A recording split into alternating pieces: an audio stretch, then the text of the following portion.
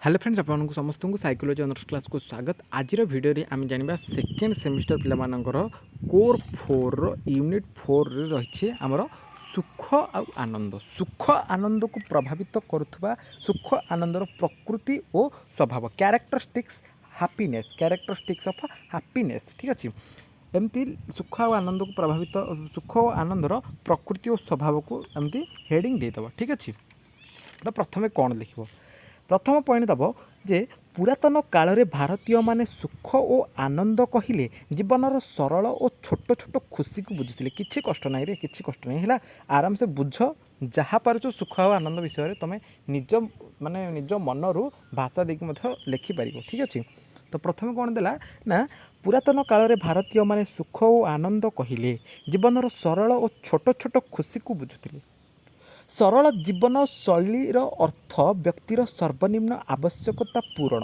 यथा तीन बेला साधारण खाद्य खाइबा दुई चारि खंड लुगा पिंधिबा और मुठाए गुंजिबाकू बखराए दुई बखरे घर दरकार करिबा हला सेतिकिरे सेमाने कौन ना सुख और संतोष अनुभव करते किंतु विज्ञान और सभ्यतार प्रगति सहित एटा 2 नंबर पॉइंट देदेव जे कौन ना किंतु विज्ञान और सभ्यतार प्रगति सहित आधुनिक जुगरे सुख और आनंदर प्रकृति स्वभाव और लक्षण बदली जाइछि।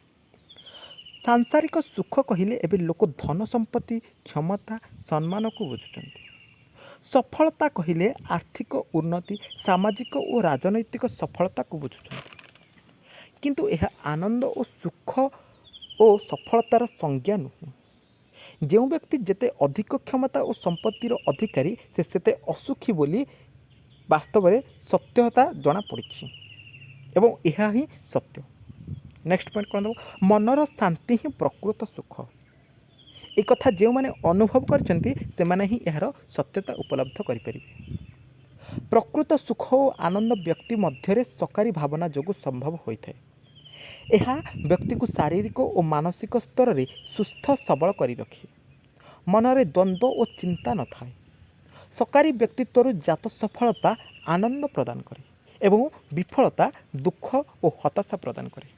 नेक्स्ट पॉइंट कौन हम विज्ञान और गवेषणार विकास फल आमर परिवेश आम अनेक पदार्थ देखि था एवं सेगुड़ी को हासिल करिवार इच्छा आमर सुख स्वच्छंद को धूलिसात कर देते अन्यर धन संपत्ति देखिले आम ईर्ष्यान्वित हेउ और वास्तवता को भूली जाई किपरि धन संपत्ति आहरण करने को हेबो तार स्वप्न आम दिन राति आमको अथय कर देइथाय आमको जीवनर विभिन्न विफलतार कारण निजर विचार और बुद्धि माध्यम विश्लेषण करिपारिले विफलता कौन हम ना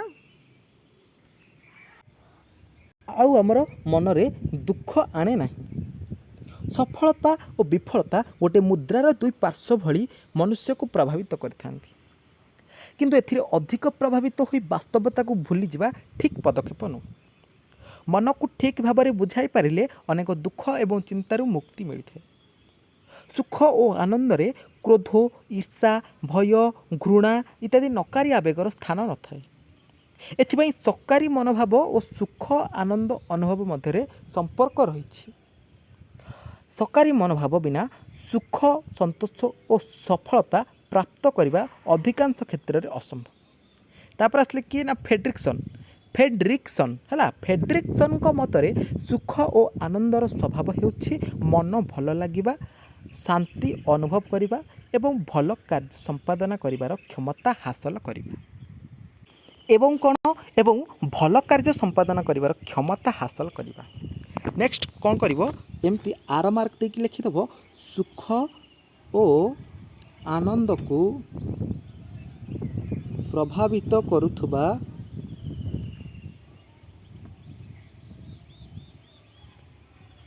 उपादान है ना एमती लिखिए तुम हेडिंग देदेव। तो प्रथम उपादान कौन ना प्रथम उपादान 1 नंबर देकी लिख सकारी व्यक्तित्व और सामाजिक आचरण सकारी व्यक्तित्व और सामाजिक आचरण या हेडिंग देदेव।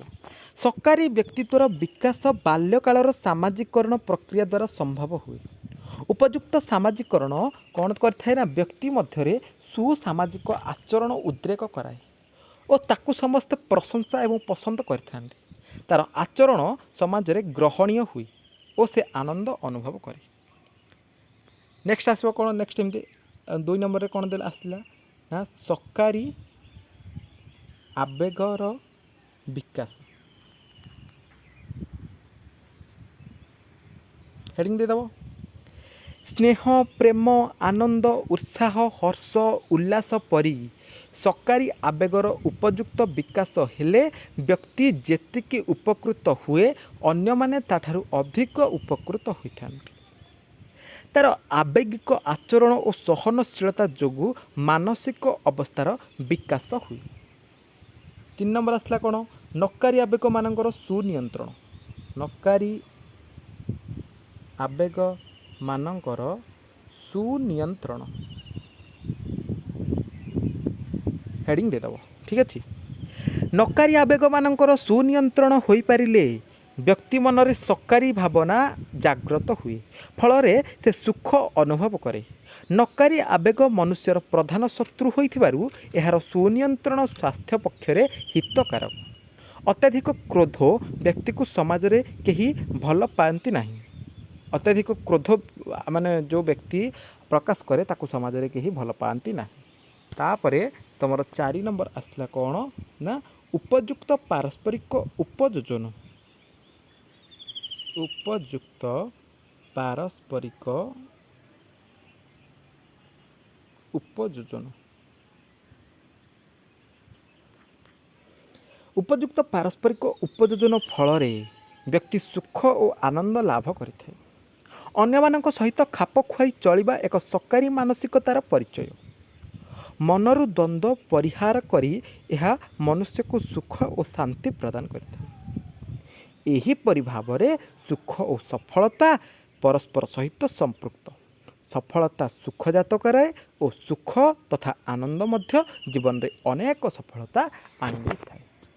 ଏ ଥିଲା ତୁମର ୟୁନିଟ୍ 4ର ସୁଖ ଏବଂ ଆନନ୍ଦ। ହେଲା, ସୁଖ ଆନନ୍ଦର ପ୍ରକୃତି, ସ୍ୱଭାବ ବା ତା'ର କ୍ୟାରେକ୍ଟରିଷ୍ଟିକ୍ସ ରହିଲା ସେଇଟା ଜାଣିଲେ ଏବଂ ସୁଖ ଆନନ୍ଦକୁ ପ୍ରଭାବିତ କରୁଥିବା ଉପାଦାନ ଗୁଡ଼ିକ ମଧ୍ୟ ଆମେ ଜାଣିଲେ। ଠିକ୍ ଅଛି। ସମସ୍ତଙ୍କୁ କହିବି ୟାକୁ ଭଲରେ ନୋଟ୍ କରିଦିଅ, ସାଙ୍ଗସାଥିମାନଙ୍କ ପାଖକୁ ସେୟାର କରିଦିଅ, ସେମାନେ ମଧ୍ୟ ଲେଖିବେ। ବହୁ ଶୀଘ୍ର ତୁମର ଛୁଟି ପରେ ସେକେଣ୍ଡ ସେମିଷ୍ଟର ହୋଇଯିବ। ସେମିଷ୍ଟର ପୂର୍ବରୁ ଏସବୁକୁ ତୁମେ ଲେଖାଲେଖି କରିକି ସାରି ଦେଇଥିଲେ ସେତେବେଳକୁ ପଢ଼ିବାକୁ ସୁବିଧା ହେବ।